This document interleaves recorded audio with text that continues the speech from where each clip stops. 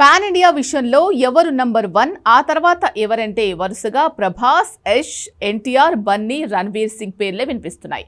అన్ని భాషల్లో హిట్ కొట్టడమే కాదు 1000 కోట్ల వసూళ్లని టచ్ చేసి ఉండాలి. ఇక్కడ 2 సార్లు 1000 కోట్లు రాబట్టిన షారుఖ్ పేరు ఈ లిస్టులో చేరలేదు. RRRతో 1400 కోట్లు టచ్ చేసిన రామ్ చరణ్ పేరు కూడా ఈ లిస్టులో చేరలేదు. ఇంకో విషయం ఏంటంటే పాన్ ఇండియా ప్రాజెక్టులే చేయకున్నా ఇప్పుడు పాన్ వరల్డ్ పోటుగాళ్ల లిస్టులో చేరిపోయారు super star Mahesh Babu. Man of masses NTR, rebel star Prabhas, super star Mahesh Babu ఈ ముగ్గురులోనే పాన్ వరల్డ్ పోటుగాడు ఎవరు అనే ఒక అంచనా ఉంది. రణబీర్ కపూర్ రామాయణం లిస్టులో ఉండొచ్చు, అందులో రావణుడిగా యష్ కనిపించొచ్చు.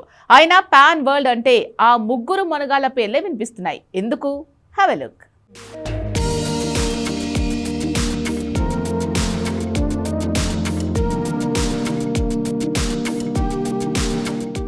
3000 కోట్లు ఎవరు రాబడితే వాళ్ళు పోటుగాళ్లు. ఆల్రెడీ దంగల్ మూవీ 2070 కోట్లు రాబట్టింది. బాహుబలి 1850 కోట్లు రాబడితే 1743 కోట్లతో 3వ స్థానంలో దురంధర్ 2, 1742 కోట్లతో 4వ స్థానంలో పుష్ప 2 ఉన్నాయి.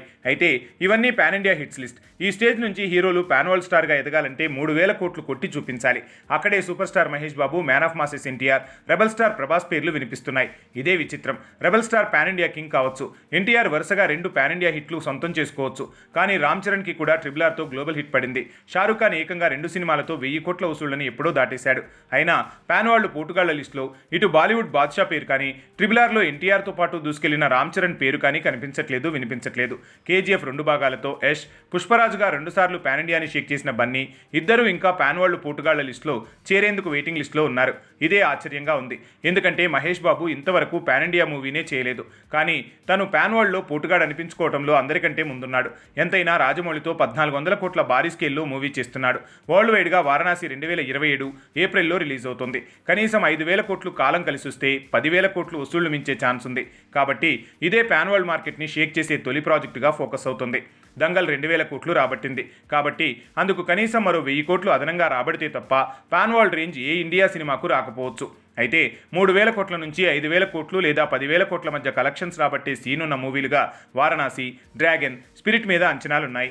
వారణాసి కంటే ముందే సంక్రాంతికే డ్రాగన్ వస్తే 3000 కోట్ల వసూళ్లని ఇది మించితే పాన్ వరల్డ్ ట్రెండ్ డ్రాగన్తోనే మొదలైందనే క్రెడిట్ దక్కుతోంది. హిస్టరీలో డ్రాగన్ పేరు రీసౌండ్ చేస్తుంది. స్పిరిట్ కూడా సందీప్ మేకింగ్లో వస్తుంది. కాబట్టి బాహుబలికి 3 రెట్లు అంటే కనీసం 5000 కోట్ల వసూళ్ల అంచనాలతో వస్తోంది సినిమా. రామాయణం టీజర్ చూశాక రణబీర్ కపూర్ మీద పాన్ వరల్డ్ ఆశలు గల్లంతవుతున్నాయి. మిగతా స్టార్స్ అసలు ఈ లిస్టులోనే లేకపోవడంతో ఎన్టీఆర్, మహేష్, ప్రభాస్ మాత్రమే పాన్ వరల్డ్ పోటుగాళ్ల లిస్టులో ఉండటం వెనక ఒక రియాలిటీ కనిపిస్తోంది.